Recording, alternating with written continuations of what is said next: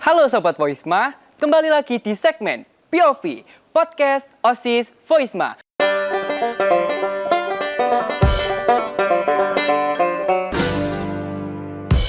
Di pagi yang cerah ini, kita kedatangan guest star yang sangat amat didambakan oleh SMK Negeri 5 Malang, yaitu Bapak Budi Purwanto, selaku Kepala Sekolah SMK Negeri 5 Malang. Selamat pagi Bapak. Selamat pagi Mas. Bagaimana kabarnya Bapak? Alhamdulillah sehat. Oke, sudah makan Bapak? Alhamdulillah sudah sarapan. Oke, siap Bapak. Oke, di sini kita akan berbicara tentang sekolah, pengalaman Bapak hingga sekolah menjadi tuan rumah dari LKS Dikmen Provinsi Jawa Timur, Bapak. Sudah siap, Bapak? Oke. Oke. Yang pertama Bapak dari pengalaman dulu ya, bagaimana perjalanan Bapak hingga bisa menjadi kepala sekolah pada titik ini, pengalaman sampai perjuangan. Ya, terima kasih. Senang saya diundang di POV Podcast OSIS Voisma. Luar biasa anak-anak sekalian.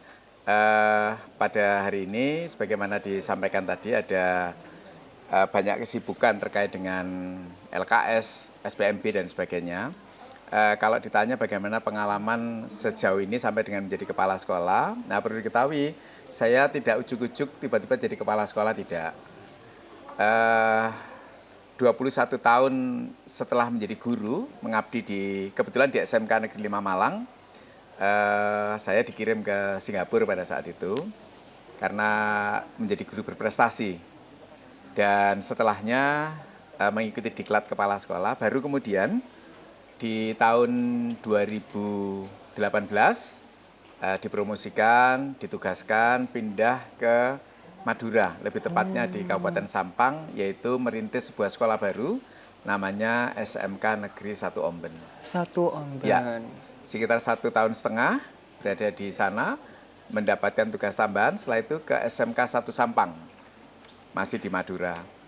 Nah, kemudian setelah itu tahun 2020, bergeser, dipindah tugaskan ke SMK Negeri 1 Prigen, sudah di Jawa Timur.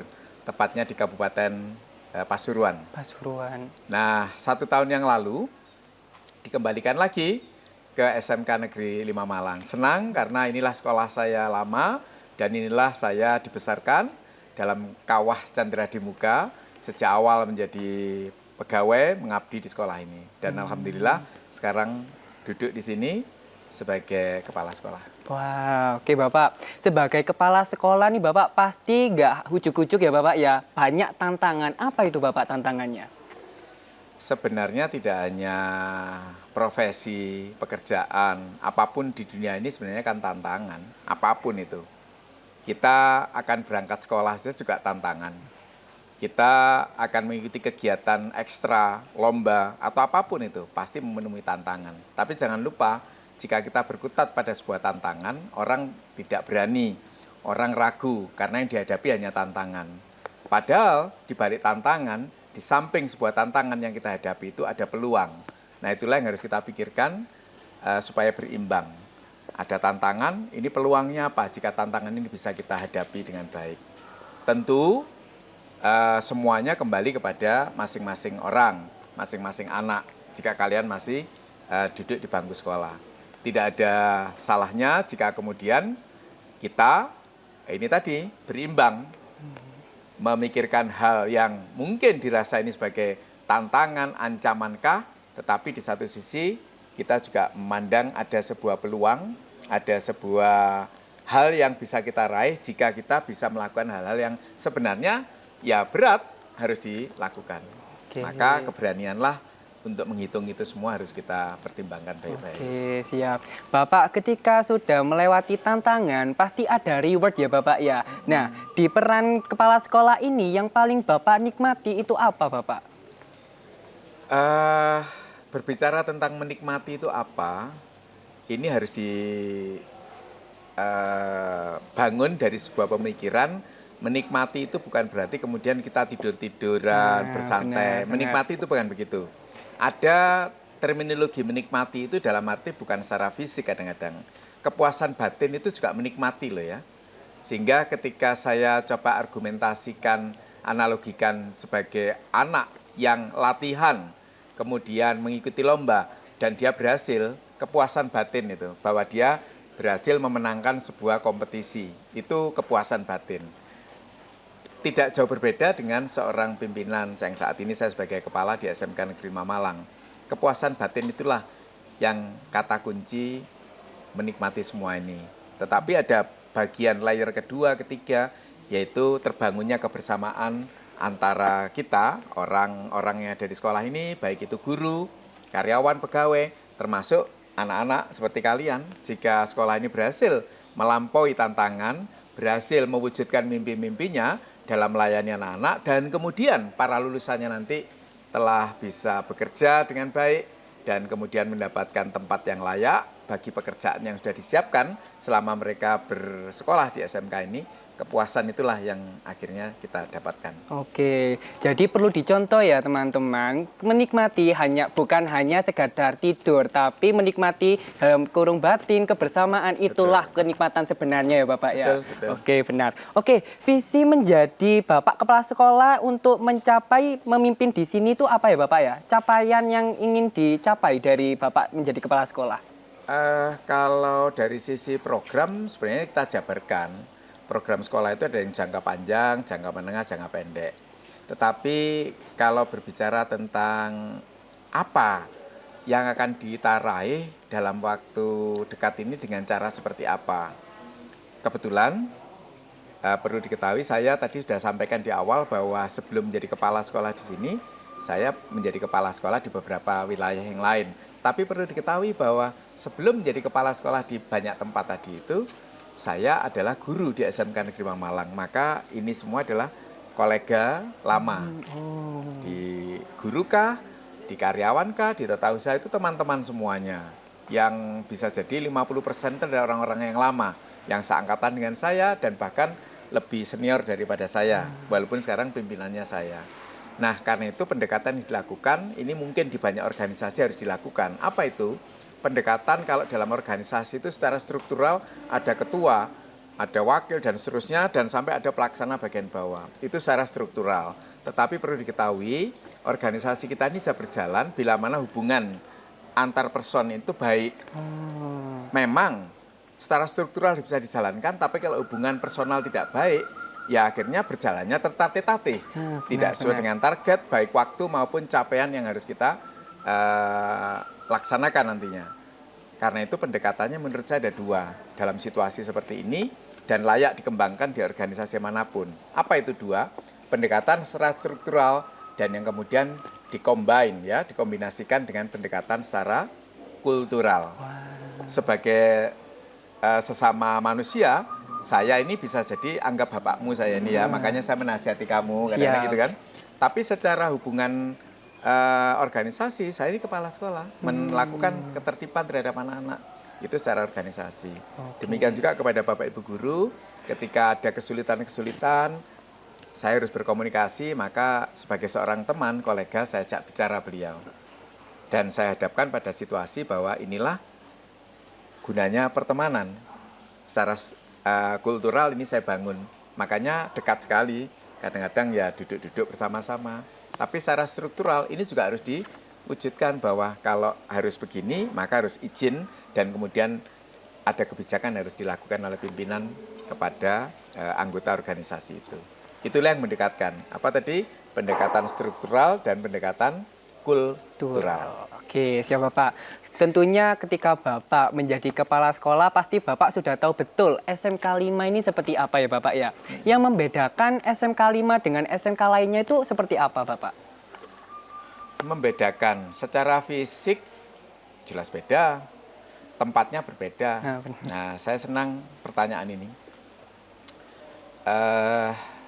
Dulu tadi disampaikan dan tadi di awal juga saya jelaskan bahwa sebelum kesana kemari menjadi kepala sekolah di tempat lain, saya awalnya di sini. Saya tahu betul bagaimana sekolah ini dibangun di masa awal-awal tahun-tahun pertama sekolah ini dirintis. Gitu. Ada 3 jurusan yang lalu itu, kayu, keramik, tekstil, dan kemudian berkembang sampai dengan 8 kompetensi kalian hari ini. Sehingga daripada mungkin ya kalau kepala sekolahnya bukan saya hari ini, mungkin tahunnya tidak sampai 90% atau bisa 70, 50, 60 tergantung dengan rentang waktu yang dijalani. Tapi begitu saya masuk ke SMK Negeri Malang, hampir 90%, 80 lah kalau boleh dibilang ya, ada di dalam benak saya. Karena itu ketika membuat kebijakan, baik kebijakan yang sifatnya strategis, taktis, dan nanti teknisnya seperti apa, relatif lebih dalam kendali penuh seorang pimpinan. Dan kemudian bedanya apa? Keuntungannya apa berada di SMK 5? Ini sekolah ini unik. Bahkan ada beberapa jurusan yang tidak ada duanya. Saya sebut aja salah satunya. Jurusan keramik itu tidak ada duanya di Jawa Timur. Kitalah satu-satunya yang mempunyai jurusan keramik. Karena itu jurusan-jurusan yang baru bertumbuh di sekolah ini, ada teknologi, maka sekolah ini sering jika publikasi keluar itu pendekatannya ada dua. Wujud dari SMK Negeri Malang itu ada dua. Apa itu? Sekolah seni dan sekolah teknologi. Maka menggabungkan teknologi yang didasari oleh seni maupun teman-teman Bapak Ibu guru dan anak-anak yang di teknologi berbalut dengan seni, ini menjadi khas SMK Negeri 5 Malang. Itu uniknya ya Bapak? Betul. Ya? Oke, siap. Oke, Bapak, tadi Bapak sudah bilang ya, sebelum Bapak menjadi kepala sekolah, Bapak sempat menjadi guru di sini ya Bapak ya. Sehingga sekarang alhamdulillah menjadi kepala sekolah. Ya. Oke, di sini saya mau membahas perubahan dari sistem masuknya siswa-siswa SMP yang baru ke kita. Dari yang PPDB sehingga SPMB. Itu bagaimana tantangan dari perubahan dari sistem tersebut Bapak? Ya, betul sekali. Tahun-tahun sebelumnya, bahkan tahun lalu itu penerimaan siswa baru itu namanya PPDB, singkatan dari penerimaan peserta didik baru. Karena menyebut siswa, murid itu dengan peserta didik baru. Salah satunya ya, bukan satu-satunya, perubahan ini karena nama peserta didik itu kurang familiar memang. Sebagaimana dijelaskan oleh Pak Menteri, maka diubahlah menjadi murid seperti tahun-tahun ketika saya masih menjadi murid. Namanya kemudian adalah sistem penerimaan murid baru. Bukan siswa. Kalau Bukan siswa nanti harus ada siswi. Gitu ya. Maka ini tepat sekali SPMB. Beda yang lain apa? Antara lain yang bisa disebutkan yaitu sekolah ini kan sekolah yang untuk jurusan tertentu tidak ada duanya. Keramik contohnya tadi. Karena itulah berbagai macam diskusi dilakukan dan sampailah pada titik perubahan menjadi SPMB. Dan bedanya dengan sekolah lain, sekolah ini boleh membuka pendaftaran murid baru SPMB itu mendahului sekolah yang lain. Mengapa? Karena ini unik. Beberapa sekolah yang dianggap unik oleh pemerintah dibuat peraturan khusus dan SMK 5 masuk ke dalam lampiran peraturan khusus SPMB bersama dengan misalnya kalau di Malang ini adalah selain SMK 5, SMA Taruna Nala. Itu juga hari-hari ini sudah membuka pendaftaran karena ini sekolah-sekolah khusus seperti di SMK 5 Malang. Dan beberapa sekolah lain yang berada di beberapa kabupaten kota lain di Jawa Timur. Memang tidak banyak, tidak sampai 10 sekolah yang dianggap khusus oleh pemerintah dan hari ini sudah melakukan SPMB. Oke, karena SMK kita unik, itu pun memberikan kita privilege ya Bapak. Betul. Ya untuk membuka SPMB lebih dahulu dari SMK SMA lainnya. Karena oke Bapak. Iya benar Bapak. Oke, sekolah kita adalah SMK atau sekolah menengah kejuruan ya Bapak. Pastinya lebih mengarah kepada bidang keahlian. Nah, apakah ada kerjasama dengan perusahaan atau dunia usaha industri dan bentuknya seperti apa Bapak? Ya, ini SMK, sekolah menengah kejuruan. Berbeda dengan sekolah umum. Tentu keberadaan sekolah ini sudah didesain sedemikian rupa oleh pemerintah untuk memenuhi kebutuhan dunia usaha, dunia industri. Karena lulusan SMK itu selain mereka boleh melanjutkan, banyak anak-anak SMK 5, kemarin saya terima laporan itu puluhan anak-anak yang kemudian melanjutkan ke jenjang pendidikan lebih tinggi. Walaupun ketika mereka masuk ke sekolah ini, tujuan utamanya pada saat itu adalah ingin setelah lulus adalah bekerja. Karena banyak alasan, salah satu diantaranya orang tua yang pernah berkomunikasi, Pak anak saya masukkan SMK 5 karena kepingin nanti supaya kalau lulus langsung bekerja. Tidak ada salahnya, karena memang kondisi ekonomi Pak saya sedang tidak baik pada saat itu ya. Tapi perkembangan berikutnya 3 tahun setelah anaknya bersekolah dan ketika lulus, ekonomi keluarga ternyata membaik. Alhamdulillah. Dikuliahkan. Oke, silahkan. Dan itu baik-baik saja. Yang tidak baik kan ketika lulus mau apa tidak tahu. Nah itu Ini Bapak. awalnya mau bekerja, tapi setelah lulus kemudian dia justru ingin kuliah. Sepanjang semuanya bisa dilakukan dengan persiapan-persiapan yang matang, oke, tidak ada masalah. Nah, tetapi karena tujuan utama sekolah ini selain anak-anak bisa kuliah, berwirausaha, jangan lupa sekolah ini punya tugas yang mendasar yaitu menyiapkan lulusannya kelak supaya bisa diterima kerja sesuai dengan bidangnya. Disitulah titik mengapa kemudian kita harus bekerja sama dengan banyak sekali industri, dunia usaha, dunia kerja yang ada di luaran. Sampai dengan hari ini kita berbicara, itu sudah 210, lebih mungkin sudah 212. Karena kemarin saya tanda tangan lagi 2, maka bisa jadi sudah 212 institusi pasangan mitra sekolah ini. Dan beberapa dari 210 ini, saya punya program baru. Nanti akan kita launching, kalau memang semuanya sudah siap, namanya adalah VSP. VSP. Nah, Apa itu Bapak? Ini dapat bocoran ini sekarang, dapat bocoran. Program ini sedang kita godok. Nanti pada saatnya kalau sudah siap kita luncurkan. V itu tentu Voisma. Voisma. S itu strategik. Strategi. P itu partnership. Wah. Kalau dirangkai adalah VSP, Voisma Strategic Partnership. Dari 210-an industri itu ada industri-industri strategis yang sangat dekat, sangat banyak memberikan kontribusi bagi layanan pendidikan di sekolah ini. Maka ini akan kita kategorikan sebagai industri strategis kita. Masuk ke dalam program namanya Voisma Strategic Partnership. Oke. Salah satunya adalah 150-an anak lebih hari ini sudah direkrut oleh perusahaan-perusahaan itu. Sebelum menerima ijazah. Sebelum menerima ijazah. Ya, sekarang masih bulan April kita berbicara ini. Oke. Padahal kelulusan masih bulan Mei nanti. Tetapi 150-an lebih anak-anak ini sekarang sudah diterima bekerja. Dan ini prestasi luar biasa. Walaupun jumlahnya masih belum separuh. Tapi langkah baik ini harus dimulai dari hal-hal kecil seperti tadi. Kebijakan yang saya sampaikan dan kemudian kita sosialisasikan dengan program yang tadi saya sebutkan. Ini bagian-bagian dari itu masih banyak. Kalau dijelaskan hari ini podcastnya bisa sampai besok nggak selesai. Nggak apa-apa. Jangan Pak, jangan. Oke. Ya, mungkin kulitnya dulu yang saya Iya, sampaikan kulitnya seperti dulu itu. biar para pemirsa tahu bahwa VSP itu adalah langkah kecil yang bakal menjadi besar, Bapak. Jadi Oke, besar. siap. Oke, Bapak. Dengar-dengar nih, Bapak, dan sudah terlaksana ya. Kalau LKS Dikmen Provinsi Jawa Timur itu ada di SMK Negeri 5 Malang, khususnya 3 bidang lomba, Betul. yaitu cabinet making, tekstil, dan exhibition trial untuk seramik ya Bapak ya. Bagaimana kesan-pesan Bapak selaku kepala sekolah yang SMK-nya menjadi tuan rumah dari LKS tersebut? Satu kata pertama senang pasti. Oke. 2 kata berikutnya adalah bangga. Bangga. Kalau mau diteruskan ya semangat Oke. dan seterusnya. Ya. Oke. Pasti yang meluncur dari mulut kita adalah kata-kata yang bagus. Karena ini sebuah tantangan yang harus kita jawab menjadi peluang. Peluangnya apa? Dengan menjadi tuan rumah seperti ini, lomba kompetensi siswa Dikmen tingkat Provinsi Jawa Timur ada di SMK 5, salah satunya.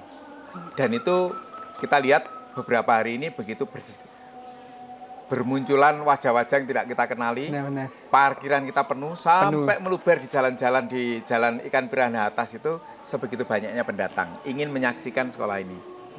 Ini menjadi trigger pemantik bagi kita semua seluruh sivitas yang ada di SMK di Malang untuk bergerak.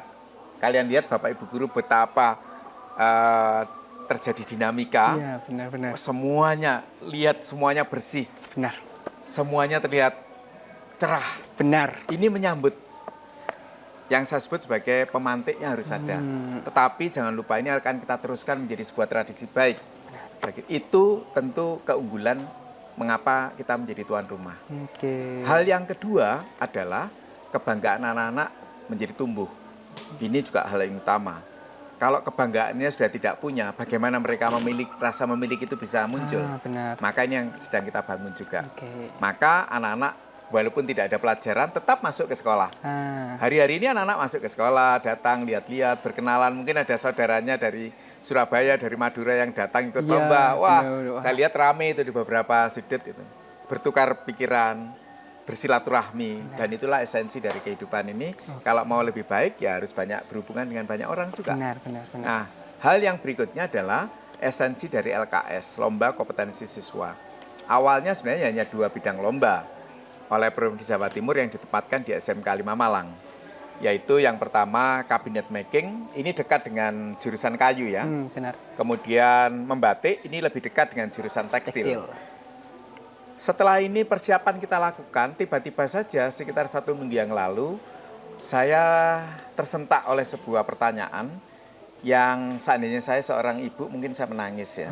Tapi karena saya seorang bapak, ya agak sulit ini menitikkan air mata. Pertanyaannya sederhana, mungkin saya membesar-besarkan cerita ini, tapi itulah adanya. Oke. Ada salah satu anak yang bertanya, di antara teman-temannya itu dia berdiri ketika saya lihat, Pak, lombanya cuma itu saja ya. Saya ini anak keramik Pak, kok nggak pernah ada lomba untuk anak keramik. Saya baru tersentak, iya ya. Semuanya pada ikut lomba ke sana kemari, yang kayu ikut cabinet making di sini, yang tekstil ikut di sana, kemudian yang anak-anak animasi ikut di SMK mana, dan seterusnya. Iya benar. Keramik kan nggak ada lombanya ini. Maka dari itu kemudian saya panggil beberapa teman yang ada di keramik, ayo kita adakan lomba. Loh Pak, nggak bisa, kita tidak masuk ke dalam struktur bidang lomba yang diadakan di tahun ini. Saya komunikasi ke Surabaya, ke Dinas Pendidikan, jawabannya Surabaya gimana? Pak, kalau lomba keramik diadakan yang ikut siapa? Kenapa? Karena tadi di awal saya sampaikan, keramik itu adalah satu jurusan yang tidak ada duanya di Jawa Timur. Maka kalau diadakan lomba keramik, yang ikut ya kita saja. Tapi saya tidak berhenti sampai di situ. Ini LKS-nya bukan LKS SMK, setuju? Setuju. Ini adalah LKS Dikmen. Dikmen itu singkatan dari pendidikan menengah. Pendidikan menengah itu selain SMK, ada SMA, ada Aliyah, MA. Maka dari situlah saya sounding kepada Bu Kabid untuk disampaikan kepada Pak Kadis. Kan pesertanya tidak hanya SMK. Kalau hanya anak SMK jurusan keramik, setuju saya akan SMK 5 Malang saja yang ikut. Tapi kalau ini Dikmen, anak SMA Aliyah kan bisa ikut. Benar. Maka kemudian kita create sebuah lomba, namanya Keramik Trial Exhibition. Karena ini tidak diperlombakan secara terbuka, sifatnya invitasi. Sekolah-sekolah yang ada kaitan psikologis dengan kita undang karena invitasi. Dan akhirnya 20 peserta bisa ikut bertanding, 20 berkompetisi peserta, 20 peserta. Dari mulai ujung Madura sampai di sekitar Malang Raya. Madura sampai ikut ya Bapak ya? Ikut. Oke. Jadilah 3 sekarang ya dari sekolah kita. Lombanya menjadi 3. Cabinet making aslinya memang ada. Keramik dalam hal ini membatik ada. Dan kemarin dikunjungi Bapak Kepala Dinas sempat memberikan semangat hadir di SMK Negeri 5 Malang dan memberi semangat kepada anak-anak. Dan luar biasa, saya dukung kemauan baik anak-anak dan kepala sekolah SMK 5. Tahun depan kita berupaya, karena menentukan lomba ini bukan kita, kata beliau. Ketentuan lomba ini akan terus digaungkan sampai dengan tingkat nasional. Karena setelah LKS tingkat provinsi, kita akan menunggu untuk yang lolos masuk dalam kejuaraan di tingkat provinsi akan dikirim ke tingkat nasional. Dan beberapa lomba kabarnya akan dilakukan juga di tingkat internasional, namanya WSC. World Skill Competition. World dunia, skala dunia ya Bapak. Betul. Kita tunggu saja. Oke Bapak. Mungkin Bapak sampai Kepala Dinas Provinsi Jawa Timur dan Ibu Kepala Cabang Dinas Kota Batu dan Kota Malang ya Bapak ya, hadir ke sini. Mungkin persiapannya apa saja Bapak untuk LKS Dikmen kali ini? Beliau saya yakin melihat bahwa sekolah ini berbeda dengan sekolah yang lain. Ya, kompetisi itu dibangun atas dasar keunggulan dari masing-masing. SMK 5 punya keunggulan yang tidak dimiliki oleh sekolah lain. Tadi saya sampaikan, menyatunya kolaborasinya antara seni dan teknologi, atau kalau saya balik ya teknologi dan seni, itulah yang tidak dimiliki oleh kebanyakan sekolah di Jawa Timur atau Indonesia pada umumnya. Karena itu beliau memandang ini sekolah unik yang harus saya lihat. Dan akhirnya kemarin beliau hadir di sekolah ini, menyaksikan secara langsung dan betapa beliau bangga terhadap apa yang sudah kita lakukan. Tidak sekedar pelaksanaan lomba, tapi lingkungan kita yang sudah tertata menjadi concern beliau. Kira-kira begitu, Mas. Oke, ya, ini Bapak, kita itu mau inovasi dan juga kita itu mau pesan nih dari Ya. Bapak, karena kita ini kan siswa dari generasi Gen Z nih Bapak, generasi yang gampang mudik, generasi yang Betul. gampang capek, tapi kita nggak mau terpuruk dalam hal ini. Kita itu mau pesan dari Bapak. Ya. Bapak memberikan pesan kepada kita seperti apa, Bapak? Semua kemajuan itu dimulai dari pikiran. Ketika pikiran, karena ada di bagian dunia ini, termasuk di kawan-kawanmu, yang semangatnya tidak terlalu menggebu-gebu karena pikirannya terlalu dikungkung oleh nanti kalau saya begini, jangan-jangan begini, kalau saya begini ketakutan-ketakutan. Makanya pikiran ini harus terbebaskan, biarkan kreativitas itu berjalan dengan sebebas-bebasnya, dan kemudian yang terpenting adalah menentukan saya harus capai itu dalam kurun waktu bagaimana, dengan cara apa. Itulah yang disebut sebuah perencanaan. Maka ketika kita punya perencanaan, insya Allah segala sesuatunya akan berjalan dengan baik. Walaupun sudah direncanakan dengan baik, tapi kenyataannya bisa tidak sesuai dengan rencana. Tapi itu akan lebih baik. Kenapa? Karena bisa kita lakukan evaluasi, memperbaiki mana-mana yang kurang. Saya berhadapan dengan beberapa anak bergurau saja memang. Pak, tapi ada loh kita nggak merencanakan apa-apa tapi hasilnya baik. Saya bilang itu kebetulan. Kebetulan itu tidak bisa diduplikasi dan tidak bisa ditiru orang lain. Mengevaluasinya juga sulit. Karena itulah yang menurut saya harus dibangun adalah kemauan dulu untuk bagaimana berbuat baik, rencanakan dengan baik. Karena barang siapa yang mampu membuat perencanaan, terutama perencanaan hidup ya, dengan baik, maka separuh pekerjaannya sudah selesai. Sangat berkesan sekali Bapak dari pesan Bapak untuk kita semua. Dan ini pesan Bapak untuk SMK 5 ke depannya Bapak, harapannya. Lebih maju, siapapun yang berada di sini, walaupun saya orang sini kan tidak selamanya harus ada di sini. Karena tugas kedinasan sebagaimana yang sudah kita lalui, bukan saya yang memilih, tapi secara prosedural, kebutuhan organisasi, kebutuhan kedinasan, maka sebagai seorang abdi negara, saya harus siap ditempatkan di mana saja. Membangun Kota Malangkah, membangun Jawa Timur, bahkan membangun Indonesia ini untuk yang lebih baik ke depannya. Siap. Oke Bapak, itu adalah pesan untuk harapan SMK 5 ke depannya Ya. Bapak ya. Dan ini adalah pertanyaan terakhir, udah nggak kerasa ya Bapak, kita berbincang-bincang sampai Ya. pertanyaan terakhir, yaitu adalah kalau disuruh ngenalin SMK 5 nih untuk sobat-sobat yang lainnya yang mau daftar ke SMK 5, cuma dalam satu kata, Bapak Sekarang akan ini bilang ya, apa? semangat. Semangat. Oke. Terima kasih. Oke, terima kasih. Oke Bapak, kita Ya. akhiri dengan jargon kita Bapak. Ke situ ya Bapak, Oke. SMK 5. Siap Bapak? Siap. Silakan Bapak. SMK bisa, SMK bisa. SMK hebat, SMK hebat. SMK Negeri 5 Malang luar biasa.